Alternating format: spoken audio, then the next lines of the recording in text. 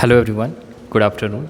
आज हम इस वीडियो में पढ़ने वाले हैं चैप्टर 7 क्लास 8 का है सेल स्ट्रक्चर एंड फंक्शन। ठीक है, सेल का स्ट्रक्चर पढ़ेंगे और फंक्शन पढ़ेंगे। अब इस वीडियो में हम लोग क्या क्या पढ़ने वाले हैं, वेरिएशन इन सेल इस चैप्टर में, prokaryotic eukaryotic cell, preparing slide to view cells, structure of generalised cell, plants and animal cell, cell division and growth. इतना सारा टॉपिक्स हैं जो इस चैप्टर में हमको पढ़ना है, बट इसमें हम लोग हाफ पढ़ेंगे। ठीक है, तो चलिए देखते हैं, इसको स्टार्ट करते हैं इस वीडियो को। पार्ट 2 में, ये पार्ट 1 वीडियो है और पार्ट 2 भी वीडियो में हम अपलोड करेंगे। ठीक है, लिंक भी दे दिया जाएगा इस वीडियो में। तो चलिए देखते हैं। पहले हम लोग सेल के बारे में पढ़ेंगे। ठीक है, एक यहाँ पे देखिए, cell are called the structural unit of organ. देखो सेल को क्या बोला गया है, एक स्ट्रक्चर यूनिट बोला गया है किसी भी ऑर्गेन का। हमारे बॉडी में भी अलग अलग ऑर्गेन से मिलकर हमारा बॉडी बना हुआ है।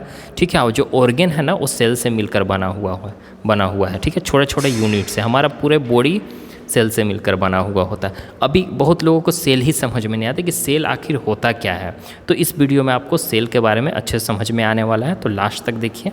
ठीक है, देखो सेल को यहाँ पे कंपेयर किया गया है ब्रिक्स ऑफ वॉल। जो एक दीवार होता है ना, दीवार जो होता है, ठीक है, उसका एक ब्रिक्स ईंटा से जुड़कर बना हुआ होता है दीवार। ठीक है, तो उससे इसको सेल को कंपैरिजन किया गया है। उसी तरह से हमारे जो बॉडी है ना, जो बॉडी हमारे जो बनता है, वो किस चीज़ से मिलकर बना हुआ होता है, सेल से मिलकर बना हुआ था। तो सेल यहाँ पे ईंटा से कंपैरिजन की इसलिए किया गया कि ईंटा भी मिलकर एक दीवार बना देता है। तो इसी तरह से सेल भी छोटा छोटा स्ट्रक्चरल यूनिट होता है ये, जिसको हम लोग ऐसे जनरली देख नहीं पाएंगे। एकदम छोटा सा यूनिट होता है जो माइक्रोस्कोप से हम लोग देख पाते हैं। ठीक है, माइक्रोस्कोप एक इंस्ट्रूमेंट है जिसके थ्रू हम सेल को देख पाते हैं। छोटे छोटे टुकड़े में रहते हैं जो कि आपको दिखाई नहीं देगा। ओके, तो ये एक ईंटा के जैसा एक कंपैरिजन किया गया है। तो चलिए अब हम चैप्टर को स्टार्ट करते हैं। Firstly we will discuss about the variation in cell. Cell में जो वेरिएशन होता है उस चीज़ के बारे में हम लोग पढ़ेंगे। जितने भी ऑर्गेनिज्म है, वेदर या तो प्लांट्स हो, एनिमल्स हो, या माइक्रो ऑर्गेनिज्म मतलब कि ऑर्गेनिज्म जो एकदम छोटा ऑर्गेनिज्म। माइक्रो मतलब क्या होता है, छोटा होता है। ठीक है, उसमें ऑर्गेनिज्म लगा दिया। छोटे मोटे कीड़े मकोड़े होते हैं एकदम छोटा छोटा, वो वाला। ठीक है, या तो एनिमल हो या तो प्लांट हो, सब किस चीज़ से बना हुआ है, सेल से मिलकर बना हुआ। इवन हम लोग भी सेल से मिलकर बने हुए होते हैं। अब सेल का डिफिनेशन क्या दिया गया, एक स्मॉलेस्ट और स्ट्रक्चरल और फंक्शनल यूनिट। ठीक है, सबसे छोटा स्ट्रक्चर और फंक्शन उसका यूनिट होगा, एकदम छोटा सा यूनिट होता है कोई भी ऑर्गेनिज्म का, उसी को हम लोग सेल बोलते हैं। ठीक है, ये आपका डिफिनेशन है, अगर लिखना चाहते हो तो लिख सकते हो। Cell of an organism show the variation in terms. और सेल जो होता है ना किसी भी ऑर्गेनिज्म का, हम लोग भी ऑर्गेनिज्म है, तो किसी भी ऑर्गेनिज्म का जो सेल होता है वो क्या रहता है कि अलग अलग वेरिएशन में रहता है। उनका नंबर कितना सेल से मिलकर बना हुआ है, नंबर में होता है, किस शेप में है, किस साइज में है। ठीक है, तो चलिए अब उसके वेरिएशन को हम लोग डिटेल में पढ़ेंगे। फर्स्ट हम लोग क्या पढ़ेंगे, वेरिएशन इन नंबर। ठीक है, नंबर कैसे कैसे अलग अलग में कितने नंबर से सेल मिलकर बने हुए। तो बहुत सारे ऑर्गेनिज्म ऐसे होते हैं कि जो सिंगल सेल से ही बना हुआ, एक ही सेल से मिलकर बना हुआ होता है। ठीक है, बहुत सारे, जैसे हम लोग का बॉडी जो है, हम लोग जो है ह्यूमन बींग्स हो गए, हम लोग ढेर सारे सेल से मिलकर बने हुए होते हैं। तो क्या बोलते हैं, कैसे क्या होता है, तो कन्फ्यूज़न में नहीं रहना है। ठीक है, सेल समझो, एक बार फिर से हम सेल के बारे में बता देते हैं। सेल हमारा क्या होता है, सेल एकदम छोटा छोटा रहता है, टुकड़ा में एकदम छोटा छोटा रहता है, जो कि आपको नेकेड आइट से नहीं दिखेगा, माइक्रोस्कोप से दिखेगा। और ये छोटा छोटा मिलकर क्या बनाएगा, टिश्यू बनाता है। ठीक है, टिश्यू बनाता है। जब टिश्यू एक साथ कंबाइंड होता है तो हमारे बॉडी में क्या बनाता है, ऑर्गेन बनाता है। हम अपने बॉडी की बात कर रहे हैं ना, हमारा बॉडी में देखो पहले क्या करेगा, सेल होगा, सेल से मिलकर हमारा छोटा छोटा चीज़ से, फिर सेल जब मिलता है साथ में तो ये क्या बनेगा, टिश्यू बनेगा। ठीक है, और टिश्यू जब साथ में मिलता है तो क्या बनेगा, ऑर्गेन बनेगा। कैसे ऑर्गेन हमारे बॉडी में है, अलग अलग ऑर्गेन है, हार्ट है, लंग्स है, ठीक है, नोज़ है, ईयर्स है, ये सब ऑर्गेन बनेगा। अब ये सब सारा ऑर्गेन्स मिलकर हमारा क्या बनाता है, बॉडी बनाता है, पूरा होल बॉडी। तो आई होप कि आपको सेल समझ में आ गया होगा अभी। अब चलिए अब हम लोग देखते हैं यहाँ पे वेरिएशन इन नंबर। ऑर्गेनिज्म में be composed of one cell और मेनी सेल। ऑर्गेनिज्म जो है ना, या तो एक सेल से बना हुआ होता है या तो बहुत सारे सेल मिलकर बने हुए होते हैं। अभी जस्ट एग्जांपल दिया, हमारा बॉडी बहुत सारे सेल से मिलकर बने हुए होते हैं। Organism whose body consist of a single cell are called the unicellular organism. अब चलो यहाँ पे ऐसा ऑर्गेनिज्म को हम लोग क्या बोलेंगे, जो एक सेल से मिलकर बना हुआ होता है। जो ढेर सारे सेल से मिलकर बने हुए नहीं होते हैं उनको हम लोग क्या बोलते हैं, यूनिसेलुलर, यूनि मतलब एक होता है, यूनि मतलब क्या होता है, एक होता है, और सेल मतलब तो हम लोग जानते ही हैं, ठीक है। तो एक सेल से मिलकर जो चीज़, जो ऑर्गेनिज्म बना हुआ है उसको हम लोग क्या बोलते हैं, यूनिसेलुलर। ऑर्गेनिज्म मतलब हम बता चुके हैं, कोई भी हम लोग भी ऑर्गेनिज्म है, ठीक है। तो अलग अलग ऑर्गेनिज्म, तो एक सेल, आप उसका एग्जाम्पल भी यहाँ दिया गया है। यूनिसेलुलर ऑर्गेनिज्म का अमीबा एक एग्जाम्पल है, ठीक है। अमीबा एक ऑर्गेनिज्म है, कैसे कीड़े मकोड़े होते उस तरह से अमीबा। यहाँ पे नेमिंग है, देखो कुछ कुछ ऐसा होता है ना कि आपको एक वर्ड नहीं समझ में आया तो पूरा वर्ड नहीं समझ में आने लगता है। तो ये सब चीज़ जो ऐसा चीज़ है कि ये अमीबा है, ये इसका स्ट्रक्चर ऐसे भी बना दोगे, ये भी अमीबा हो गया। इसका स्ट्रक्चर, इसका जो शेप और साइज होता है ना, हमेशा चेंज होते रहता है, ओके।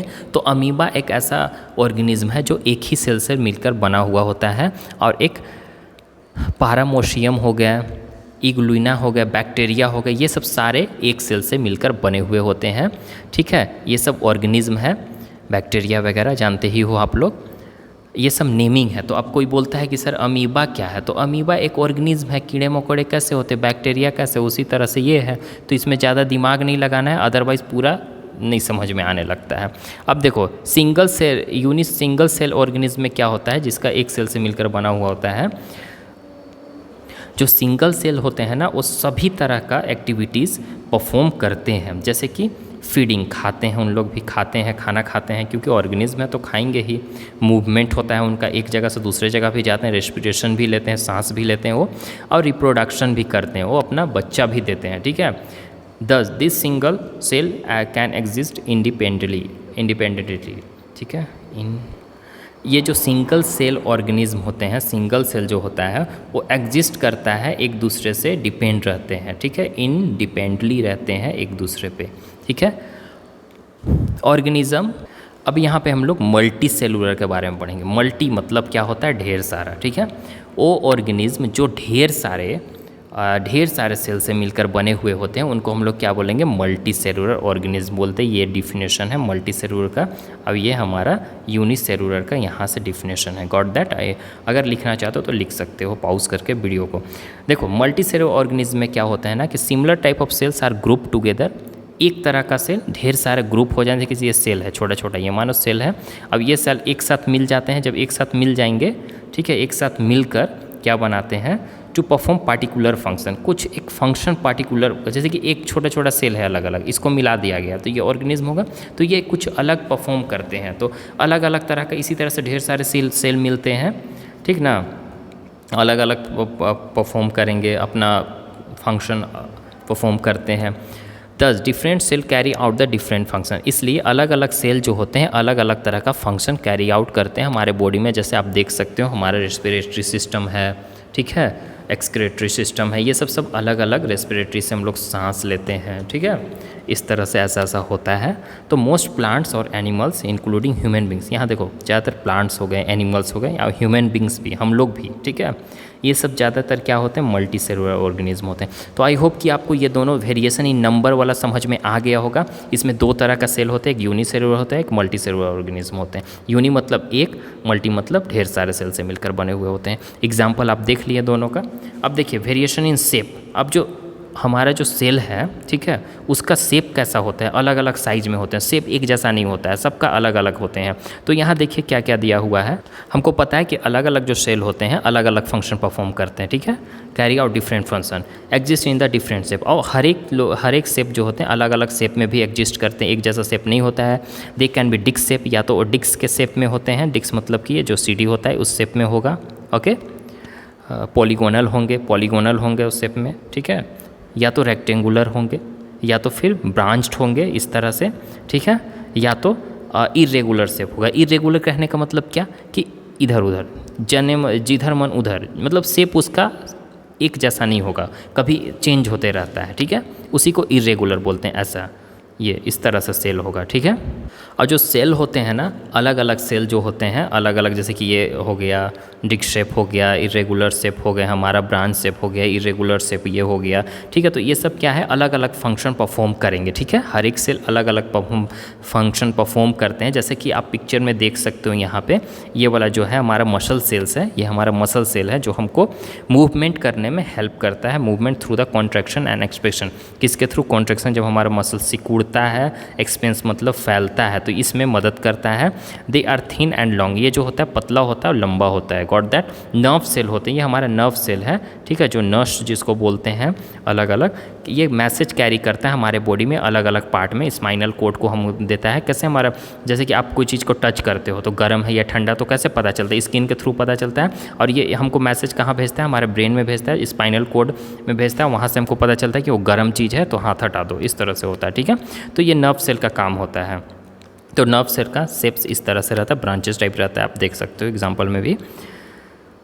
ओके, स्किन सेल, ये हमारे स्किन सेल है। स्किन जो होता है हमारे बॉडी में, स्किन सेल ये है हमारा, ये कवर लार्ज एरिया कवर करता है और ये फ्लैट रहता है, ब्रॉड रहता है शेप में, इसका मतलब कि पतला रहता है और पूरा चौड़ा रहता है चारों तरफ से। अब हम लोग पढ़ेंगे यहाँ पे, अगर देखो बाबू ये वाला पिक्चर आप बना सकते हो, ये सेल का पिक्चर बना सकते हो। अब यहाँ पे देखिए वेरिएशन इन साइज। अब साइज में कैसे वेरिएशन, अभी हम लोग देखो दो चीज़ देखें यहाँ पे, एक था हमारा नंबर में वेरिएशन था, शेप में था। अब साइज में देखेंगे कि उसका साइज कैसा होता है, बड़ा होता है, छोटा होता है या सबसे ज़्यादा छोटा होता है। तो चलो, most of the cells are microscopic, ज़्यादातर सेल क्या होता है माइक्रोस्कोपिक। और माइक्रोस्कोपिक यहाँ पे क्यों बोला गया है, क्योंकि माइक्रोस्कोप से देखा जाता है। माइक्रो एक तरह का इंस्ट्रूमेंट है, जैसे आप लोग के इंस्ट्रूमेंट बॉक्स में एक देता है ना, इस तरह से देखने के लिए जो बड़ा में दिखता है, लेंस रहता है, तो उसी तरह से माइक्रोस्कोप एक इंस्ट्रूमेंट है, इसके थ्रू हम लोग सेल को देख सकते हैं। And can not be seed with the naked eye, naked eye से इसको हम लोग नहीं देख सकते, मतलब कि अपना आँख से इसको नॉर्मली नहीं देख सकते हैं। जैसे कि अभी हम दिख रहा है ना, अभी कोई भी चीज़ को देख रहे हो, आप लोग पढ़ रहे हो देखकर, तो इस आँख से आप नहीं देख सकते हो। जब तक माइक्रोस्कोप का यूज़ नहीं करते हो तब तक आप सेल को नहीं देख सकते हो। सेल साइज में भी vary from the micrometer, cell size का जो है वेरी हो सकता है माइक्रोमीटर से। माइक्रोमीटर बहुत छोटा होता है, ठीक है, माइक्रोमीटर बहुत छोटा होता है। एंड मिलियनथ ऑफ ए मीटर, इसको मिलियनथ ऑफ मीटर बोल सकते हैं।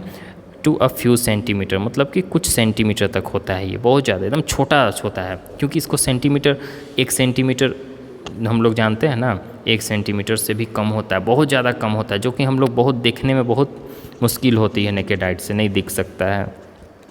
The smallest cell are bacteria, जो छोटे से सेल्स होते हैं वो बैक्टीरिया होते हैं। अभी बताया था हम ऊपर, बैक्टीरिया है, अमीबा है, okay, which generally range in size from very, वो क्या करते हैं साइज में वेरी करते रहते हैं, ठीक है।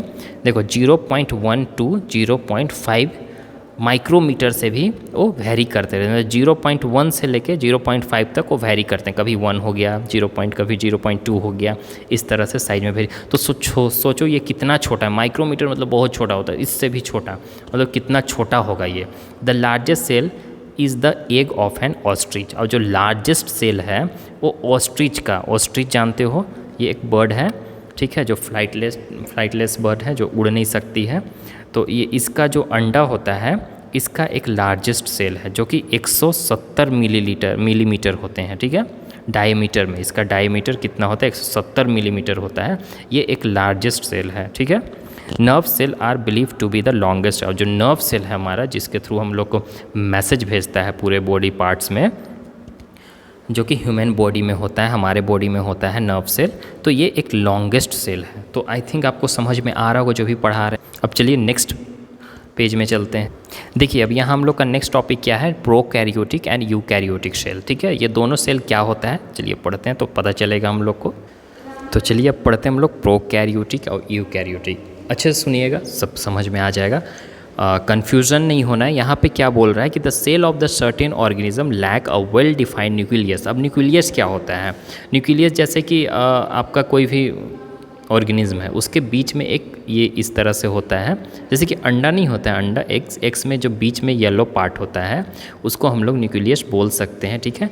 क्यों बोल सकते हैं, क्योंकि वो उसका न्यूक्लियर मेम्ब्रेन है, यहाँ पे न्यूक्लियर मेम्ब्रेन होता है। इसका जो बाहर वाला पार्ट होता है ना, येलो का जो बाहर वाला घिरा हुआ है, उसको हम लोग न्यूक्लियर मेम्ब्रेन बोलते हैं, मतलब कि एक तरह से दीवार है, चारों तरफ से इसको घिरा हुआ है।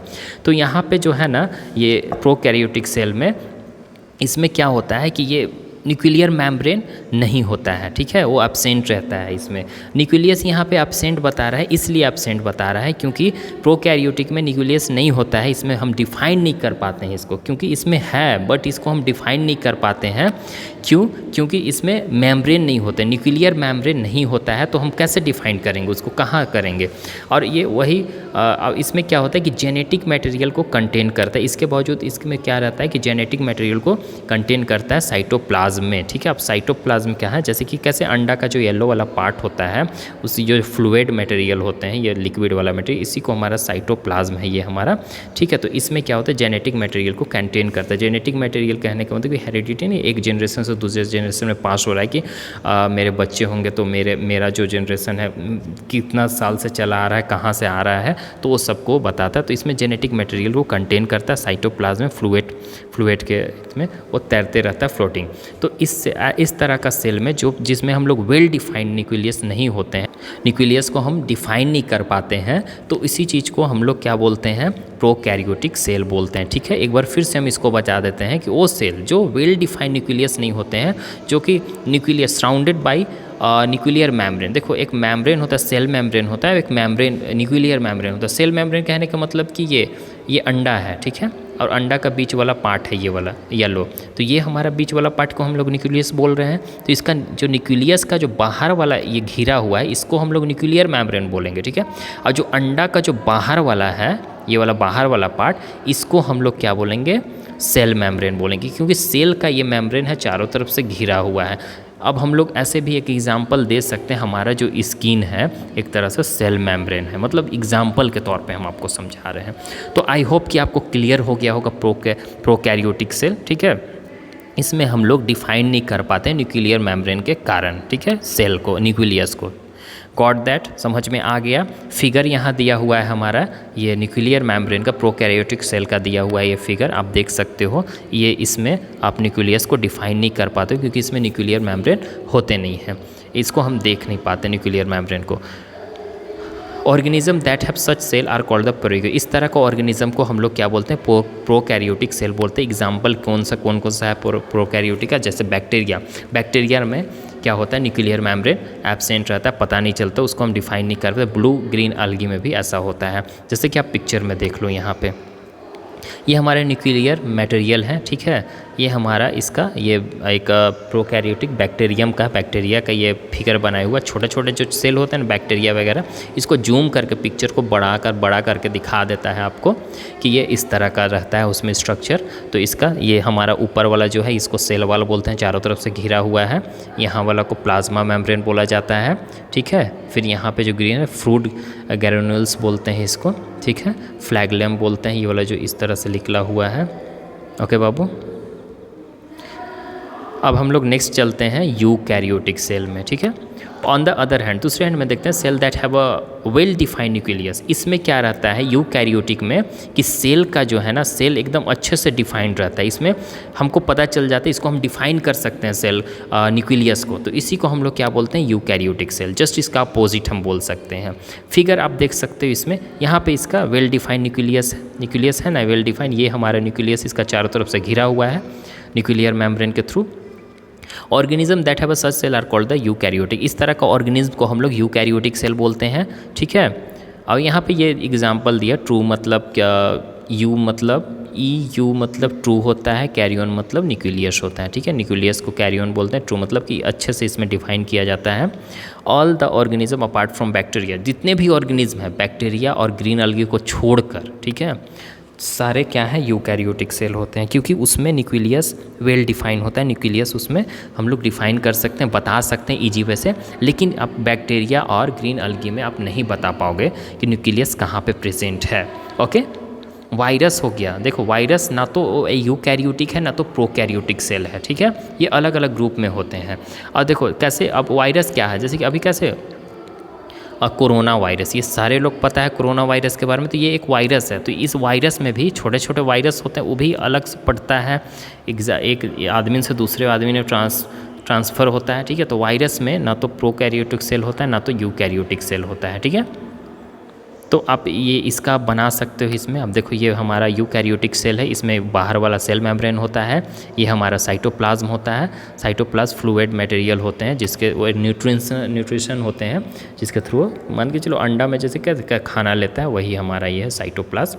और ये हमारा वेल डिफाइंड न्यूक्लियस है। अब देखो एक चीज़ यहाँ पे एग्जांपल से देकर समझाए, एक के थ्रू ये हमारा जो है ये न्यूक्लियस हो गया। ये न्यूक्लियस जो येलो वाला पार्ट को चारों तरफ से घेरा हुआ है उसको हम लोग न्यूक्लियर मेम्ब्रेन बोलेंगे, और बाहर वाला पार्ट को ये हमारा क्या है, सेल हो गया। तो आई होप कि आपको समझ में आ गया होगा प्रोकैरियोटिक एंड यूकैरियोटिक सेल। अगर इसका डिफिनेशन लिखना चाहते हो तो आप लिख लो। डियर, हम नेक्स्ट पेज में आ चुके हैं और नेक्स्ट पेज में हमारा क्या टॉपिक है, preparing a slide to view cells. Cell को देखने के लिए एक स्लाइड प्रिपेयर करना, ठीक है। सेल को कैसे देखना है, ठीक है। आपको अगर सेल को देखना चाहते हो तो आप कैसे देखोगे, किसके थ्रू देखोगे, ठीक है। तो अभी चलिए हम लोग इसको पढ़ते हैं।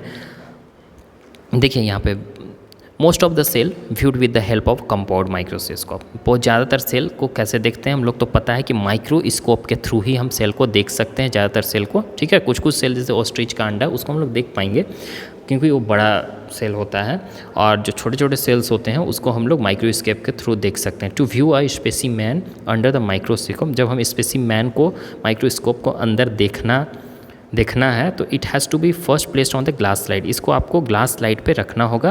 Preparing specimen on the slide is the called the mounting, ठीक है। माउंटिंग किसको बोलते हैं कि स्पेसिमेन को हम प्रिपेयर कर रहे हैं देखने के लिए स्लाइड पे, ठीक है, उसी को हम लोग माउंटिंग बोलेंगे।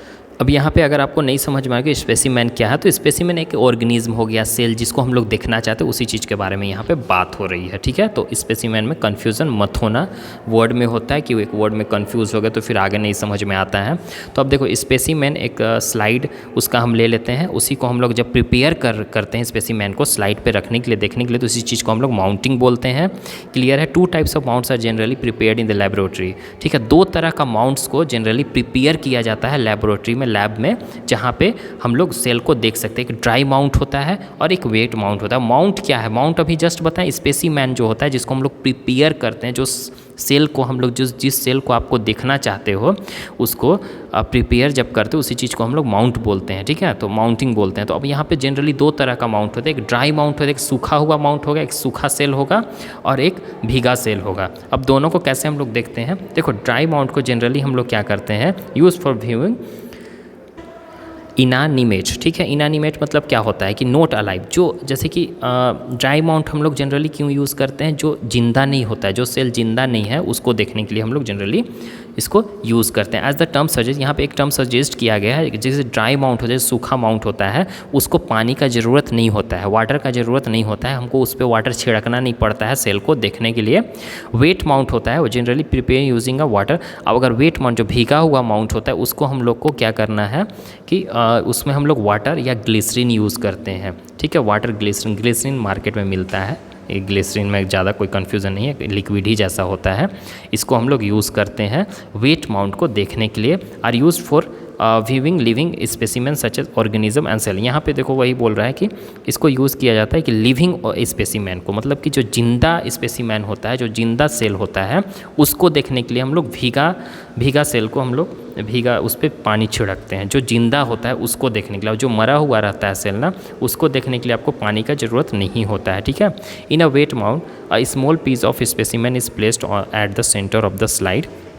देखो वेट माउंट में जो भीगा हुआ माउंट होता है, जो भीगा हुआ सेल होता है, इट मीन्स कि जो अलाइव होता है, जिंदा होता है, उसको देखने के लिए आपको क्या करना होगा, स्लाइड के जैसे कि सेंटर, स्लाइड जो जैसे माइक्रोस्कोप में एक सेंटर होता है जहाँ पे ये माइक्रोस्कोप रहता है, उसके एकदम बीच में सेंटर में आपको उसको जो सेल लिए हो उसको रख दो, ठीक है। उसको रख दो, रखने के बाद आपको क्या करना है, सेल तो हमारे अंदर भी है, ठीक है, सेल तो हमारे अंदर भी है, तो मगर हम देख नहीं ना पाते हैं कि कहाँ से, तो उसको माइक्रोस्कोप से देखते हैं। ओके, तो वहाँ रखने के बाद आपको 2 ड्रॉप, 1 या 2 ड्रॉप आपको पानी उस पर छिड़क देना है। The specimen is then covered with the cover slip and the view under the microscope. फिर स्पेसिमेन जो सेल है, जो भीगा हुआ सेल है, उसको फिर कवर्ड किया जाता है कवर स्लिप से, कवर स्लिप आता है उससे कवर कर देता है और फिर उसको माइक्रोस्कोप से उसको देखा जाता है, ठीक है। In case of permanent slide, that is slide that need to be preserve for later use. अगर देखो परमानेंट स्लाइड यहाँ पे क्या बोल रहा है कि ऐसा सेल, ऐसा स्लाइड जो कि हम लोग बाद में भी उसको यूज़ कर सकते हैं। एक स्लाइड होता है जिस पे आप रख रहे हो, तो रखने के बाद ऐसा होता है कि उसके बाद एक बार रख के यूज़ किए तो फिर हम उसको दोबारा नहीं यूज़ कर सकते हैं। तो उस तरह का अगर स्लाइड है कि जो कि हम लोग फिर से प्रिजर्व करके उसको बाद में भी यूज़ कर सकते हैं, तो materials other than the water need to be used as a specimen have to preserve for the longer duration, ठीक है ना। तो इसको लंबे समय तक हमको इस मटेरियल को यूज़ करने में हम लोग को काम आता है और इसमें वाटर के अलावा, ठीक है। अब यहाँ पे क्या बोल रहा है, नेक्स्ट हम लोग पढ़ते हैं the specimen to be viewed under the microscope of an stain. जब आप लोग जैसे कि प्लेस रख दिए यहाँ पे, ये एक ओनियन पिल दिखाया है, इसके बारे में पहले हम बता देते हैं ताकि तब फिर ये समझ में आएगा।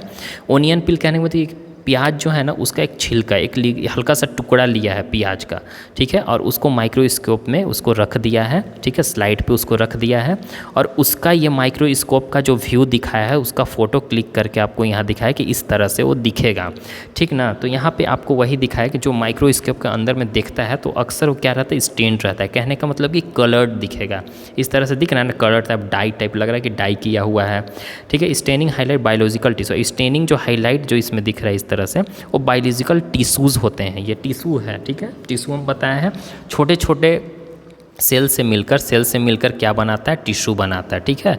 टिश्यू से मिलकर ऑर्गन बनाता है, ठीक है, फिर ऑर्गन से मिलकर हमारा बॉडी बनाता है। तो ये टिश्यू आपको दिखाई देगा, स्पेसिफिक रीजन में रहता है सेल, ठीक है, which make it easier to view in the detail. अब जिससे क्या होता है कि हम लोग इसको एकदम ईजी वे से आराम से हम आइडेंटिफाई कर सकते हैं कि सेल कहाँ पे है, टिश्यूज़ कहाँ पे है, ओके, न्यूक्लियस कहाँ पे है। Got that. Some of the commonly used staining dye और आयोडीन सोल्यूशन, तो इसमें से कुछ ज़्यादातर स्टेनिंग डाई के लिए यूज़ किया जाता है, और आयोडीन सॉल्यूशन से भी यूज़ किया जाता है, नमक से भी, सैफरन से भी, मिथाइल ब्लू से, क्रिस्टल वायलेट से। तो इस तरह से हम लोग ये कोई भी चीज़ का आप देख सकते हो, ओके ना। ये हमारा ओनियन पील है। अब नेक्स्ट पार्ट में हम लोग पढ़ेंगे structure of a cell, cell का स्ट्रक्चर पढ़ेंगे, उनका सेल मेम्ब्रेन पढ़ेंगे, सेल वॉल पढ़ेंगे, ठीक है, सारा कुछ पढ़ेंगे हम लोग। तो आज के लिए आज इस वीडियो में इतना ही, नेक्स्ट पार्ट आपका जल्द हम अपलोड कर देंगे 1 से 2 दिन में, ओके। और अगर वीडियो अच्छा लगा हो तो लाइक सब्सक्राइब जरूर करें। Bye, take care.